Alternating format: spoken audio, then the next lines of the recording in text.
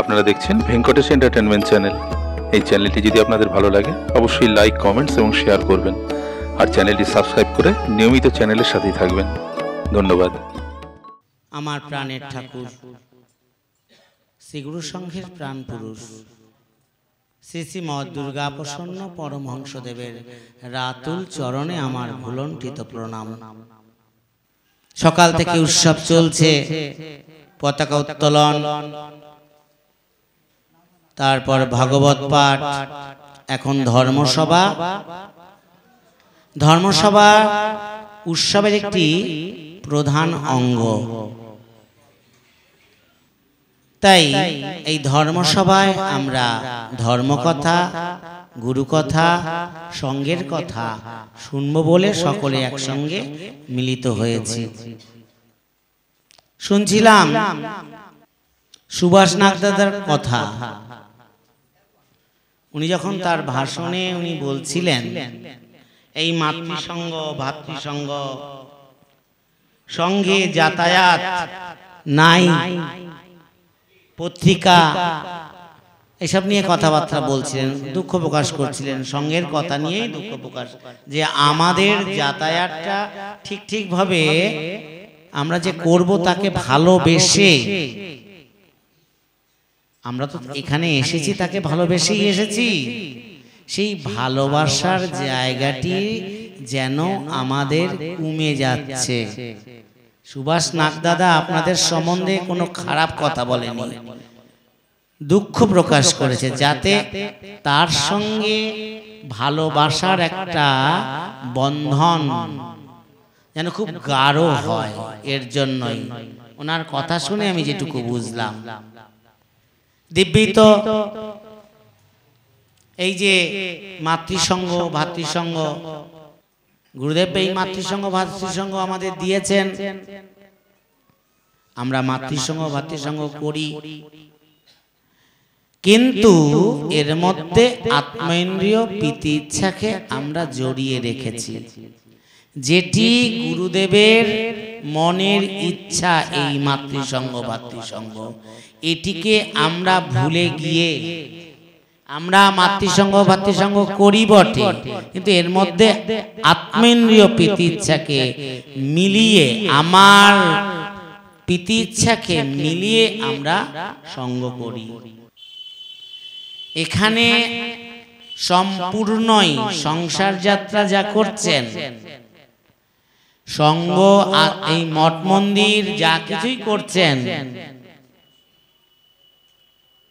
এখানে উদ্দেশ্য আমাদের প্রত্যেকেরই থাকা প্রয়োজন যে কৃষ্ণ ইন্দ্রিয় প্রীতি ইচ্ছা, তার প্রীতির ইচ্ছা আমাদের পালনীয়। আমার আপনার প্রীতির ইচ্ছা এখানে পালনীয় নয়। বলে কিরকম? আমরা তো মাতৃসঙ্গ, ভাতৃসঙ্গ করি, আমরা কি করে এই তার ইচ্ছাকে আমরা প্রাধান্য দেই না? মনে থাক, মানে বলতেই পারে, প্রশ্ন থাকতেই পারে, সত্যিই তো আমরা প্রাধান্য দেই না। মাতৃসঙ্গ, ভাতৃসঙ্গ যে নিয়মাবলী আছে আপনারা বাণী চিরন্তনীতে পান, আশীর্বাদ বাণীতে পান, যে নিয়ম পান আপনারা, সেই নিয়ম আপনারা তো ঠিক পালন করেন কিনা? যদি সঙ্গে যান, যারা যান তারা যদি বইটা খুলে ওই সঙ্গটি করেন, তখন বুঝতে পারবেন আপনারা এই নিয়মটি ঠিকভাবে পালন করেন কিনা। গুরুদেব ভজন ঘরে বসে বললেন, মায়েরা বসা, দাদারা বসা, ও মা, বাবা, তোমরা সকলেই আশ্রমে যে আইছো কিছু নিয়া যাইও, কিছু নিয়া যাইও। এই যে কিছু নিয়ে যাওয়ার কথা যে বললেন, এর মর্ম অর্থটি বুঝতে হবে। উনি কি বলতে চাইলেন? গুরুদেব ভজন করে বসে বলছেন, এক দাদা গিয়ে ওই জাম্বুরা গাছ, মানে বাতাবি লেবু গাছ যেটা, ওর তলায় দাঁড়িয়ে কয়েকটা পাথর কুড়ি খুঁজে ব্যাগের মধ্যে পুরলেন। বলে, ও দাদা কি নিলেন, এটা কি নিলেন? বলে, গুরুদেব কইলেন না যে আশ্রমে আইসো কিছু নিয়ে যাইও। তার মর্ম অর্থ বোঝেন নাই। তাই আমরা গুরুদেবের মাতৃসঙ্গ ভাতৃসঙ্গ করি বটে, কিন্তু সেখানে আত্মেন্দ্রিয় লাগিয়ে ওই পাথর নুড়ি পাথরই আমরা সঙ্গে করে নিয়ে যাই। আমরা কৃষ্ণেন্দ্রিয় ইচ্ছা আমরা একদম, তার ইচ্ছা আমরা একদমই মানি না এবং করিও না, চিন্তাও করি না। চিন্তা করতে গেল সেই মনটাকে আমরা দাবিয়ে রাখি। বই পড়ে দেখবেন আপনারা সেইভাবে করেন কিনা। কি বলতে চাইলেন? বললেন এই মাতৃসঙ্গ ভাতৃসঙ্গের এক দুইটি, এক থেকে দুই। না না, নমিতাদির বাড়ি মাতৃসঙ্গ হচ্ছে, ওই বিভাসদার বাড়ি মাতৃসঙ্গ হচ্ছে, তারা মাথা কিনে নিয়েছে, বেশি বেশি পয়সা দেয় না। এইখানে একটু বেশি করে গাইতে হইবে না, তার নিয়মের ব্যতিক্রম আমরা একদম করব না। এ তো গেল একটা। দ্বিতীয় কি গেল? দ্বিতীয় হচ্ছে গুরুদেব বললেন মঠ মন্দির সম্বন্ধে আলোচনা। আরে এইখান থেকেই তো উঠে আসবে একটা, এই যে ভক্ত সম্মিলন, এই যে যেখানে বচনামৃত হয়, যেখানে এই যে ধর্মসভা, আর সেখানেই তো আমাদের প্রয়োজন। এইরকম আপনাদের মধ্য থেকেই লোক চলে আসবে, উঠে আসবে। কোথা থেকে আসবে? আকাশ থেকে পড়বে? গুরুদেবের একটা বাণী উল্লেখ করা হলো, সেই বাণীটিকে ব্যাখ্যা করা হলো। এরপরই তো চলে আসবে সেই পয়লা ফাল্গুন, এই আসছে, তার অডিশনও গেছে কয়দিন আগে। এখান থেকেই তো যাবে একটা মেয়ে, একটা বউ, কি একটা বুড়া মা, তারা দুটো কথা বলবে, গান গাইবে, এইভাবেই তো উঠবে। তাই এই যে মাতৃসঙ্গ ভাতৃসঙ্গ করছো, তার আদেশ নির্দেশকে লক্ষ্য করে তারপর কি একটু হরিনাম সংকীর্তন, তারপরে হচ্ছে তার আরতি, তারপরে প্রসাদ। আরতি হয়। বললেন সঙ্গ তোমরা 3 ঘন্টা করবা, ঘড়ি ধরে ঠিক টাইম মতো। আজকে দেখেন, আজ যখন ধর্মসভা শুরু হবে 6টা বাজে কিনা, আমি রাজাকে বলছিলাম যে টাইম মতো আমরা শুরু করব। আস্তে আস্তে ওরা আসবে। আর আমারও ইচ্ছা, আমি সকালবেলা এসেছি, কালকে একটা আশ্রমে অনুষ্ঠান গেছে, শরীর একদম ভাল লাগছে না। আমারও ইচ্ছা আমি প্রথমেই বলে আমি বেরিয়ে যাব। রাজা আমাকে অনেকবার বলছিল যে তুমি শেষে বলো না, আমি এক্ষুনি বেরোবো। ওর জন্যই বলছি, মানুষের শরীরটাও তো বুঝতে হবে। তাই এই যে মাতৃসঙ্গ ভাতৃসঙ্গে সম্বন্ধে আলাপ আলোচনা,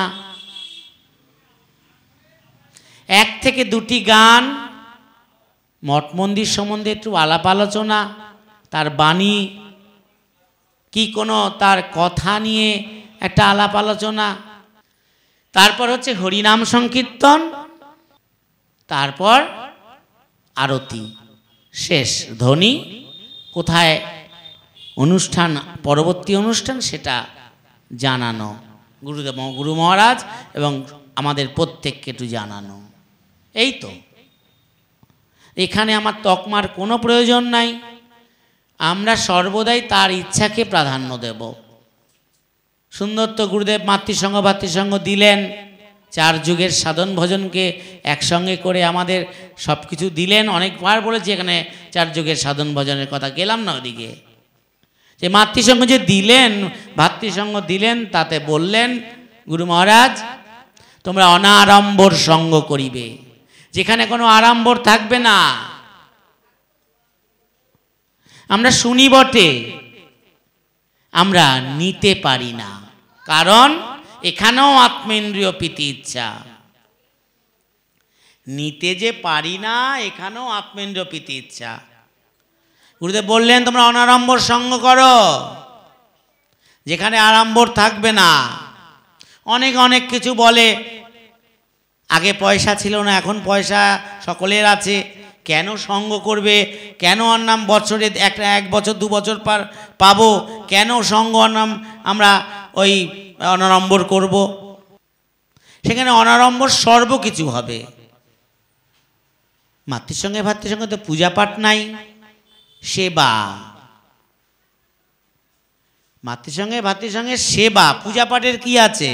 মাতৃসঙ্গে ভাতৃসঙ্গে ব্রাহ্মণ লাগে না পূজা করতে, অব্রাহ্মণও পূজা করতে পারে। এখানে ব্রাহ্মণের কোনো প্রয়োজন নাই।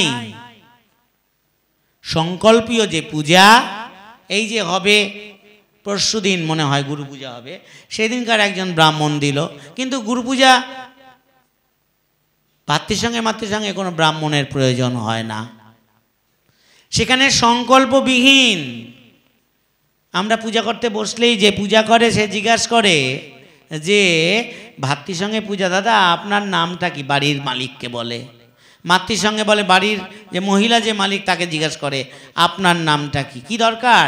ভাতৃসঙ্গ মাতৃসঙ্গ গুরুদেবের দেওয়া প্রদত্ত, কারুর ব্যক্তিগত নয়।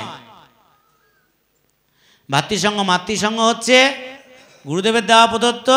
সেটা যখন তখন সেখানে গোত্রের কোনো প্রয়োজন নাই।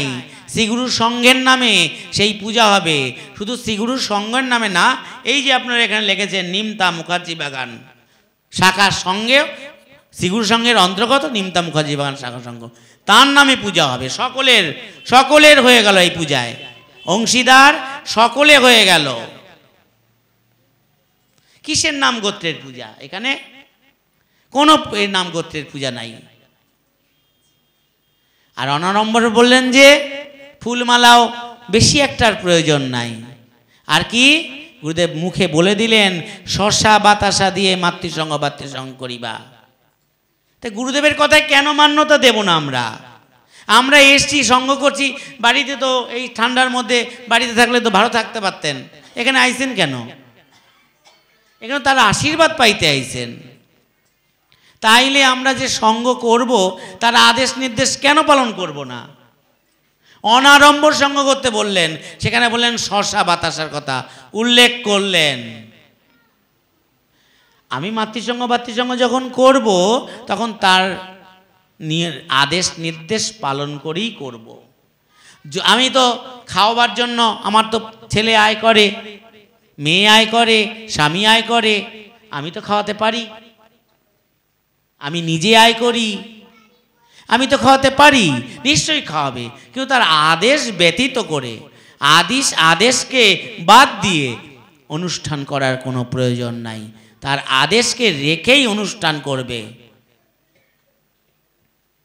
মাতৃসঙ্গে ভাতৃসঙ্গে আমরা খাওয়াবো না, আমরা শশা বাতাসেরই সঙ্গ করব। আমি তারপর একদিন নাম দিই বাড়িতে, নাম দিয়ে সব গুরু ভাইদের ডাকি। আমি একদিন বাড়িতে গুরু পূজা দিই, আমি সবাইকে ডাকি, মন্ডা মিঠাই আরও যত যা আছে আমি খাওয়াতে পারি। তাহলে কিন্তু একাধারে লোকের সেবাও করলাম, আর একাধারে ওনার আদেশটিও পালন করলাম। এক কাজে 2 কাজ হয়ে গেল। এগুলো চিন্তার বিষয়। মাতৃসঙ্গে ভাতৃসঙ্গে আমি যে পয়সা খরচা করতাম সেই বিষয়ে পয়সা আমি রেখে দিই। একদিন পূজার ব্যবস্থা করি, আমি সবাইকে ডাকবো, তাদের খাওয়াবো, সেই টাকা দিয়ে আমার গাইডের টাকাও দরকার হবে না।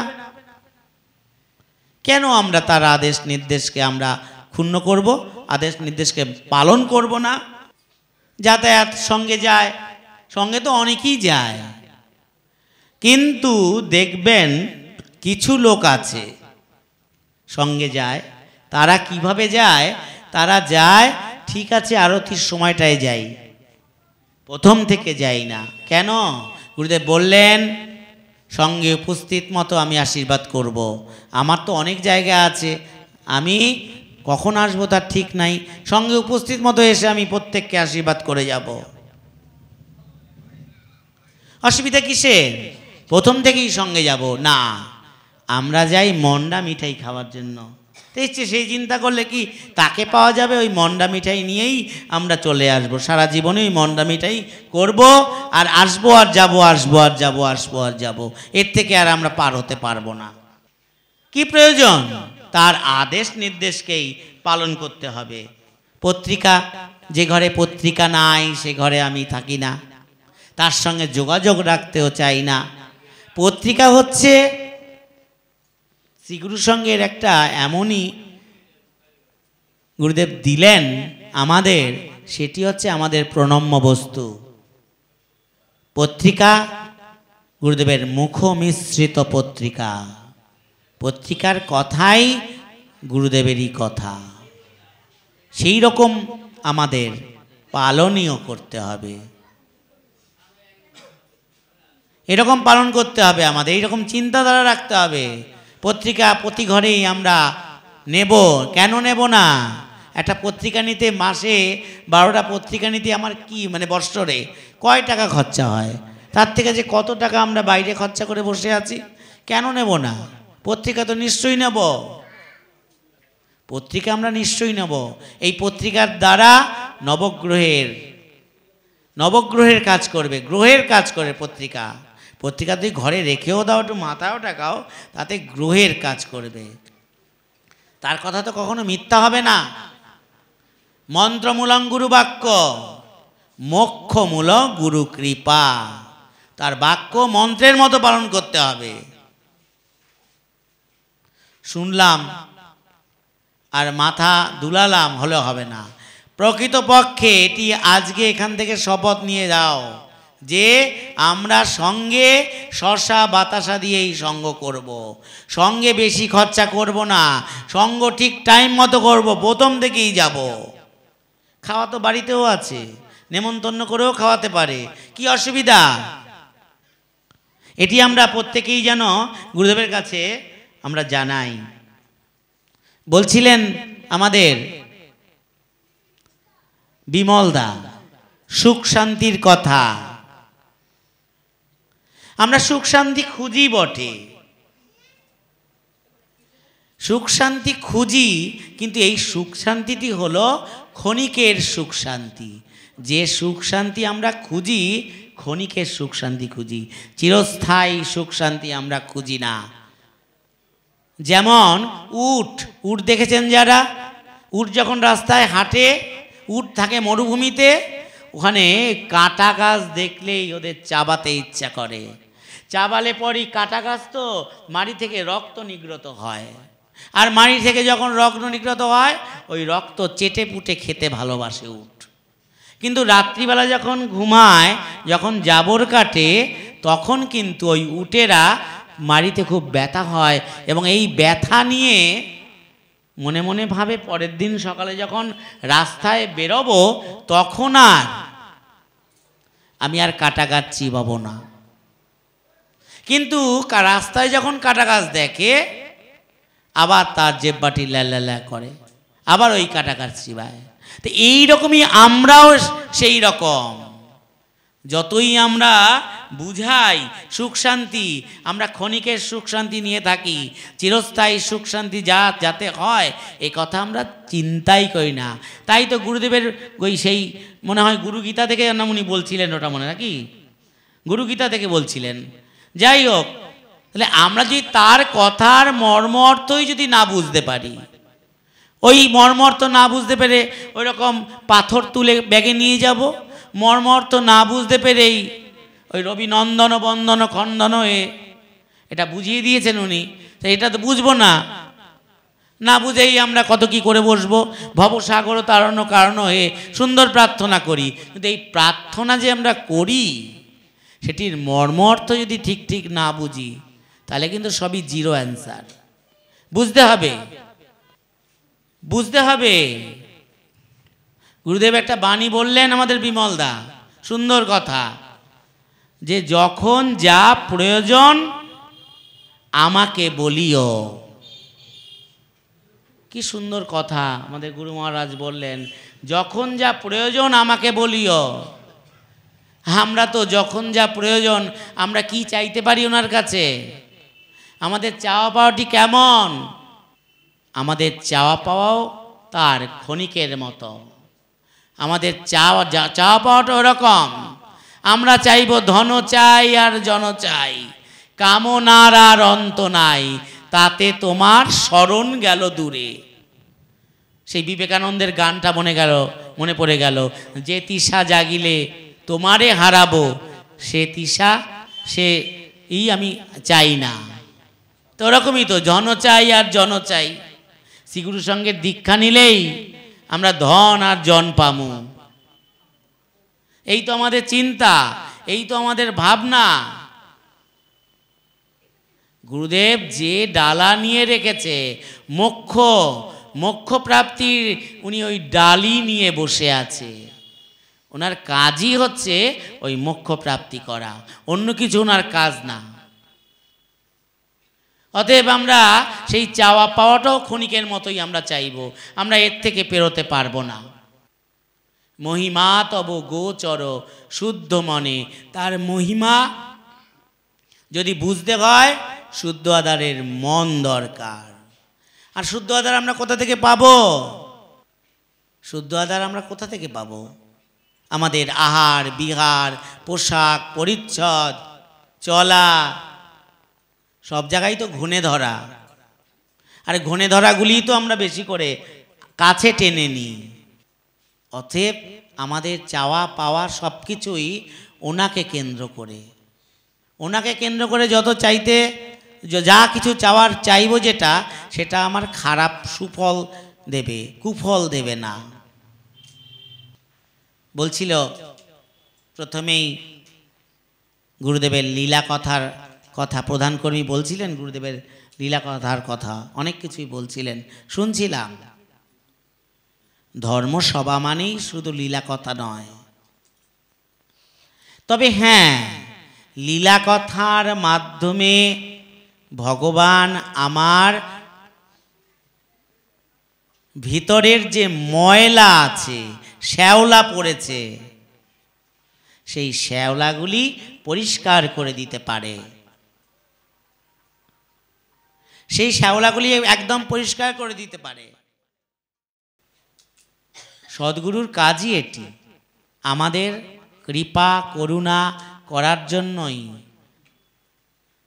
আমাদের উদ্ধার করার জন্যই, শুধু আমাদের নয়, গাছপালা গুল্মলতা কীট পতঙ্গ প্রত্যেককে উদ্ধার করার জন্যই এই সদ্গুরুরা আসেন। সেটা আমরা বহু পুরানো শাখা সংঘ, আপনারা অনেকেই জানেন, আমিও জানি। নিমাই সুভাষ চাকলাদারের হাতে খড়ির এই শাখা সংঘ। আমরা এখানে এই বিশ্বরপাড়ার থেকে নামেও আসতাম।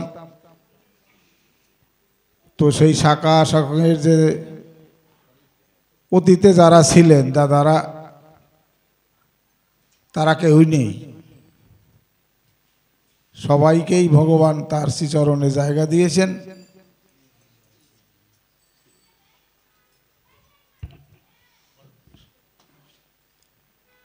তো বহু পুরানো শাখা সংঘ, আমরা জানি সে কথা, জেনেও তো শাখা সংঘের এই গত বছরে খুব সম্ভব যিনি ছিলেন প্রধান কর্মী আমাদের চন্দনদা, তিনিও আমাদেরকে ছেড়ে চলে গেলেন। খুব দুঃখজনক ব্যাপার।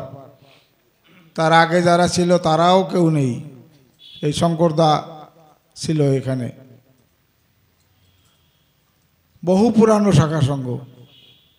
তো যাই হোক, আমি এই শাখা সংঘের যিনি এখন প্রধান কর্মী হয়েছেন তার উদ্দেশ্যেই বলছি, ভগবানের চরণে প্রার্থনা রাখছি যে হে ভগবান,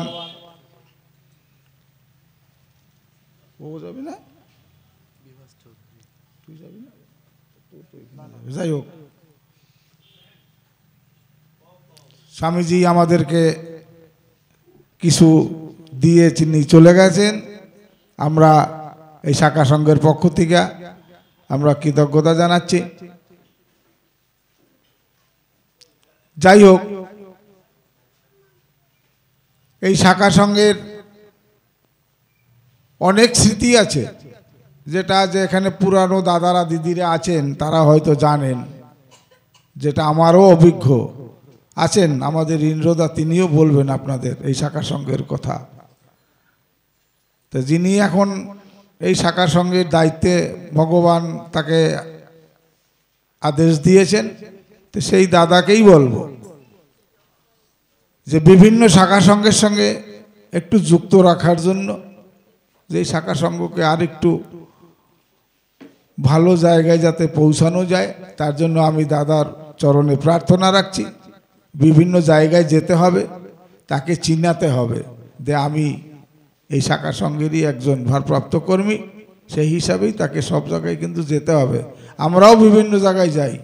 এই বিশ্বরপাড়া উৎসব কয়েকদিন আগে হয়ে গেছে, গেছেন কিনা এখানে মাতৃসংঘের দিদিরা জানি না। যাই হোক, এইভাবেই আমাদের যোগাযোগ সবার সঙ্গে রাখতে হবে। তো ভগবানের লীলা কথা শুনলাম, আমাদের স্বামীজি এখানে আমাদের উপস্থাপন করেছেন যে আশ্রমে গেলে ভগবান নাকি বলেছেন যে আশ্রমে আসছো ঠিক আছে, তাহলে কিছু একটু নিয়ে যাইও, বললেন স্বামীজি আমাদের কাছে। খুব ভালো লাগলো। তো কটা পাথর নিয়ে গেছে।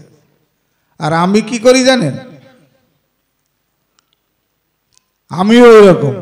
আমি যদি কোথাও যাই, ভগবান আমার এইটুকুই আশীর্বাদ দিয়েছেন যে আমি সেখান থেকে অন্তত কিছু নিয়ে আসি, খালি হাতে আমি আসি না। কি নিয়ে এসছি জানেন? কি আশীর্বাদ? শ্রী গুরু জয়। আমি বছর 7-8 আগে ভুবনেশ্বরে গেছিলাম। ভুবনেশ্বরে গেছিলাম এই কারণে, আমার যে দিদিমা তিনি আমাদের বিশ্বপ্রা শাখা সংঘের প্রাক্তন প্রধানা ছিল, জানেন, আছেন এখানে দিদি বসে আছেন, খুব ভালোবাসে আমারে। যেখানেই যাই সেখানেই দেখি ওনারে। আমি অবাক হয়ে যাচ্ছি যে উনি এত পারে কি করিয়া। উনি পারেন না তো ওনারে পারায়, সব জায়গায় দেখি ওনারে। বাপ রে বাপ, যেখানে যাই না সেখানে তো দেখি না, কিন্তু আমি যেখানে যাই ওনারে দেখি আমি। তো ওই ভুবনেশ্বরে গেছি, আমার দিদিমার যে মেয়ে মাসি, তার একটা মানসিক ছিল ভুবনেশ্বরে লিঙ্গরাজ মন্দিরে। তো যাই হোক, ওই লিঙ্গরাজ মন্দিরে ওই মানসিক দেওয়ার জন্য গিয়েছিলাম। তা আমরা এইখান থেকে যখন যাই, তখন আশ্রম থেকে ওখানে জানিয়ে দিয়েছে যে অমুক শাখা সংঘের অমুক যাচ্ছে, ওর জন্য কোনো রকম অসুবিধা নয়, ভুবনেশ্বর আশ্রমে। তো যাই হোক, এবার ট্রেন থেকে নেমে আমরা আশ্রমে গেছি। যাওয়ার সঙ্গে সঙ্গেই দেখি গেট খুলে, গেটের সামনেই লোক দাঁড়িয়ে আছে। যাওয়ার সঙ্গে সঙ্গে বলছে আপনারা কোথা থেকে আছেন? কলকাতা থেকে। আমি বলছি হ্যাঁ। বলে আসেন আসেন, তাড়াতাড়ি আসেন। তাই অফিসে গেলাম। অফিসে গিয়ে ব্যাগটা রেখে আমাকে বলল যে তাড়াতাড়ি হাত পা দিয়ে অন্তত সেবাটা করেন। তখন প্রায় 3টে বেজে গেছে। ওই ধলি এক্সপ্রেসে গিয়েছিলাম। তো যাই হোক, সেবা শান্তি করলাম। করার পরে একটু বিশ্রাম করলাম। করার পরে এইবারে আমি চিন্তা করলাম, এখানে যে আমি আইলাম, আমার তো কিছু নিয়ে যাইতে হবে। তো দেখি কিছু খুঁজিয়ে পাই নাই। বাংলাদেশের কথা তো বাইরেই যায়, কিছু করার নেই। এটা একদম খুদ বাংলাদেশের লোক, বরিশালের লোক আমি। তবু ভাষা বাইরেই, কেন আপনারা আছেন তো অনেকে, আপনারা তো জানেন, আপনারা তো বাঙাল। এবার ও 2-1টা বাইরে যাবে, কিছু মনে করিবেন না। এইবারে দেখি কি, ওই আশ্রমের যিনি রান্না করেন, মানিকদা বলে নাম, উনি দেখি ওই রান্নাঘরে বিকালবেলা বসে আছে। তো আমি টুকটুক করতে করতে ওনার ওই রান্নাঘরে গেলাম।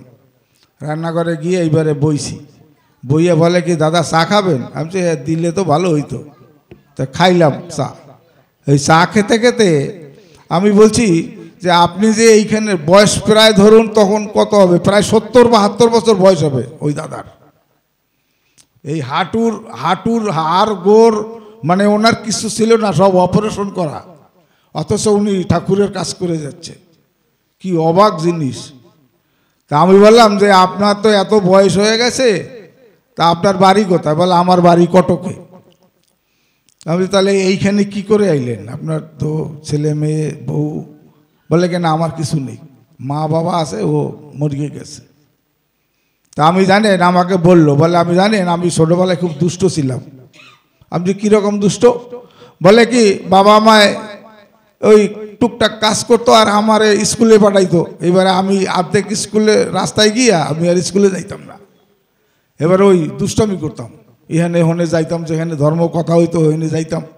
যাইতে যাইতে এক জায়গায় গেছি, যাওয়ার পরে একজন বলে কি এই তুই তো এত দুষ্ট হয়েছিস, অমুক জায়গায় এক গোসাই আসছে, যাবি?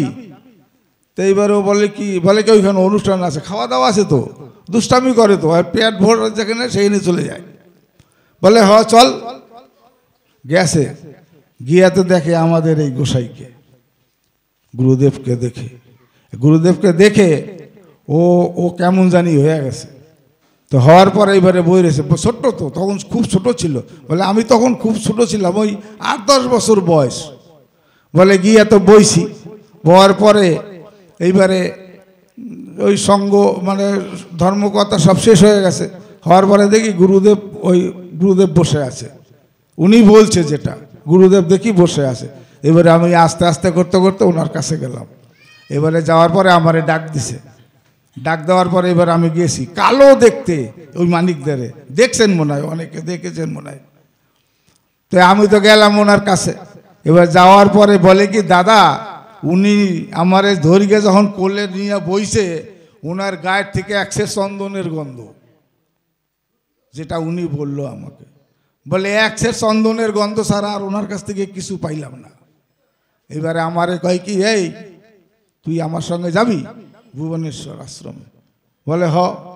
খাওয়ান দাওয়ান পাবো তো? বলে কি হ্যাঁ পাবি, কাজকর্ম করবি, খাওয়ান দাওয়ানও পাবি, তা আমার সঙ্গে চল। তা ওই আশ্রমে এসে ওই কাজকর্ম, সারাদিন কাজকর্ম করছে, করার পরে এইবারে আস্তে আস্তে বড় হয়ে গেছে। বড় হওয়ার পরে বলে এরকম, তখন বয়স আমার প্রায় ধরুন এই প্রায় 30-35-40 বছরের কাছাকাছি যখন আমি হয়েছি, তখন তো মোটামুটি আমার জ্ঞান হয়ে গেছে। হওয়ার পরে এইবারে সারাদিন খাওয়া দাওয়া করে রাত্রিবেলা ঘুমাইতাম। এবার ঘুমানোর পরে রাত দুপুরবেলা দেখি কি কপাটের আওয়াজ, কপাট বোঝেন তো, ওই দরজা, দেখি কি কপাটের আওয়াজ, দরজার আওয়াজ। তো দরজার আওয়াজ হলো কেন এত রাত্রে, কি ব্যাপার দেখি তো কি হয়েছে। এবার দেখি কি গুরুদেবকে ওই দরজা খুলে বাথরুমে গেছে। বাথরুমে যাওয়ার পরে এইবারে অনেকক্ষণ বাথরুমে ঢুকছে গুরুদেব, আর বাথরুম থেকে বাইরে না। কি ব্যাপার, গুরুদেব অনেকক্ষণ হয়েছে বাথরুমে ঢুকছে, বাথরুম থেকে বেরোচ্ছে না কেন? বয়ে রয়েছে অনেকক্ষণ, যতক্ষণ গুরুদেব ওইখান থেকে না বাইরাইছে ততক্ষণ পর্যন্ত ওখানে বয়ে রয়েছে। ওই রাত্রিবেলা ওই মানিকদা যেটা বললো আমাকে, বয়ে রয়েছে। এইবারে ঠিক নিশি শেষ, মানে ভোর টাইমে, তখন গুরুদেব ওই বাথরুম দরজা খুলে বাইরেছে। বাইরানোর পরে এবারে ও বই রয়েছে। গুরুদেব তো বুঝতে পারছে যে ও বেটা হেনে বই রয়েছে কেন, নিশ্চয়ই কোনো ব্যাপার আছে। যাই হোক, কারোর সঙ্গে কোনো কথা হয় নাই। গুরুদেবের ঘরে চলে গেল, ও ওর ঘরে চলে গেল। বলে আমি আমার ঘরে চলে গেলাম। সেদিন আর কিছু কই নেই। পরের দিন আবার ওই রকম, ওই 2-2-2:30টার সময় ওই দরজার আওয়াজ। গুরুদেব যাইতো কোথায় সেটাও বলছি, গুরুদেব কোথায় যেত সেটাও বলছি আমি। আস্তে দাদা একটু কথা বলেন। এইবারে যাই হোক, স্বামীজি মনে কিছু করেন না। এইবারে পরের দিন আবার ওই 2-2-2:30টার সময় গুরুদেব ওই দরজা খুলে ওই বাথরুমে ঢুকছে। ওই বেটায় কি করছে বলে, আমি কি করছি জানেন, আমি আস্তে করে দরজাটা খুল গিয়া এবারে গুরুদেব যেই বাথরুমে ঢুকছে, আমি ওখানে গিয়া বয়ে রয়েছি। এবারে বয়ে রয়েছি পর তারপরের দিনকে আবার ওই একই কেস। ওই ভোরবেলা গুরুদেব কপাট খুলে উনি এবার সেদিন জিজ্ঞাসা করছে, বলে বাবা আপনার একটা সত্য কথা কইতে হবে। আপনি এই রাত্রিবেলা এই দরজা খুলে বাথরুমে ঢোকেন আর ভোরবেলা আসেন, কোথায় যান আমাকে বলতে হবে। গুরুদেব কি বলে? বলে কি আমি যেখানে যাই তুই যাবি? বলে হ যাব, তুমি আমারে নিয়ে চলো। তারপর দিন বলে কি তাহলে তুই কালকে ওই 2-2:30টার সময় আমি যখন যাই তখন তুই আসবি। আর উনি যে বাইরেই তো মানিক দা, হ্যাঁ, তার গুরুদেব জানতো ঠিকই কিন্তু বুঝতে দিত না। ওই রাত্র 2-2:30টার সময় দরজা খুলেছে। খোলার পরে এইবারে গুরুদেব যখন ওই টুকটুক করে ওই বাথরুমের ওইখানে গেছে, দেখে মানিক দা ওইখানে গিয়ে বইয়ে রয়েছে। বলে কি যাবি তো বলছিলি? বলে হ্যাঁ যাবো আমি তোমার সঙ্গে। তুমি কোথায় যাও আমার দেখতে হবে। তা বলছে তাই ঠিক আছে আয় আমার সঙ্গে। এবার ওই বাথরুমে ঢুকছে, ঢুকিয়া এবার গুরুদেবের হাতে যে লাঠি ছিল ওই লাঠিটা, বলে কি এই লাঠিটা তুই ধর। ধরছে, বলে চোখ বোস। চোখ বুঝছি। বলে আমি যতক্ষণ না পর্যন্ত তোকে চোখ খুলতে বলবো ততক্ষণ পর্যন্ত তুই চোখ খুলবি না। বলে আচ্ছা ঠিক আছে, যে দেখা যাইবে এনে। তাই ওই লাঠি ধরছে। গুরুদেবের কথা রাখতে তো হবেই, নয়তো বিপদ হবে। চোখ অন্ধ করে দেবে। উনি যা কথা দেবে হ্যাঁ যদি আমি অমান্য করি আমার চোখ অন্ধ করে দেবে, আর জীবনও কোনোদিন দেখতে পারবো না। এরকম একটা ভয়ও আছে যে গুরুদেব বলছে চোখ বন্ধ করতে, এখন যদি আমি চোখ খুলি তাহলে আমার চোখটা আর দুইটারে বন্ধ করে দেবে, আর জীবনেও আমি কাউকে দেখতে পারবো না। দরকার নাই বাবা, আমার চোখ বোঝাই থাক। এবার গুরুদেবের ওই লাঠি ধরছে। ধরিকে কোথায় নিয়ে গেছেন জানেন? খণ্ডগিরিতে গেছেন, ভুবনেশ্বরে খণ্ডগিরি, উদয়গিরি আপনারা ঘুরেছেন, নন্দনকানন করেছেন তো।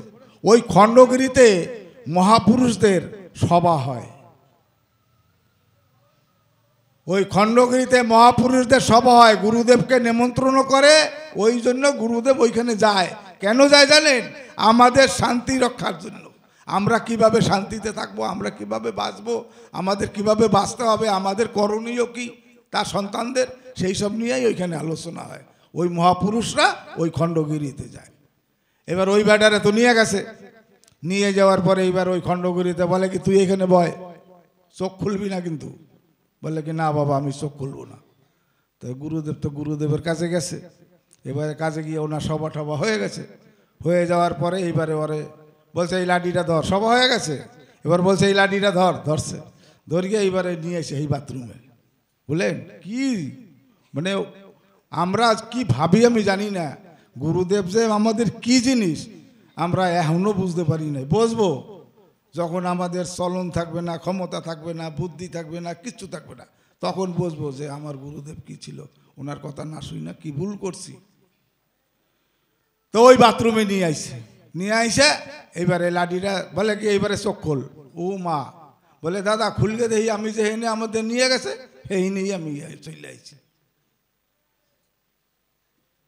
এই হয়েছে আমাদের গুরুদেব জানেন। ওই যে বললো স্বামীজি একটু আগে যে কোথাও যদি কিছু কোথাও যাও অন্তত সেই জায়গা দিয়া কিছু একটু নিয়ে আইসো, নয়তো যাওয়ার আমার উদ্দেশ্য কি। তা গুরুদেব কোথায় কোথায় যায় কি করে, আর উনি আমাদের জন্য এই মর্তে কেন এসেছেন সেটা আমাদেরকে জানতে হবে। তাই সকলকে বলছি, আমি অনেক দাদারা আছেন, আমাদের ঋন্দ্রদা খুব গুণীজন ব্যক্তি, আমাদের মানিক সোনা ভাই খুব ছোট ছিল। একে আমি যখন দেখি মানিক সোনা বা গৈয়াটি শাখার সঙ্গে খুব ছোট, বেশি বড় ছিল না, 8-9 বছর হবে না গো। এখন দেখেন কত বড় হয়ে গেছে, অথচ আমি এই জায়গায় পড়িয়ে রয়েছি। আমি আর বড় হই না, আমি কেন জানি না বড় হই না। যাই হোক, সবার কাছে আমার এই প্রার্থনা, ভগবানের লীলা, আমি বেশি আর বলবো না। সবাই সুস্থ থাকুন, ভালো থাকুন, এই শাখা সংঘের শ্রীবৃদ্ধি হোক, এই প্রার্থনা গুরু ভগবানের চরণে রেখে, আপনাদের প্রত্যেকের চরণে আমার প্রণাম রেখে আমার কথা আমি এখানে শেষ করলাম। শ্রী গুরু জয়, শ্রী গুরু জয়, শ্রী গুরু।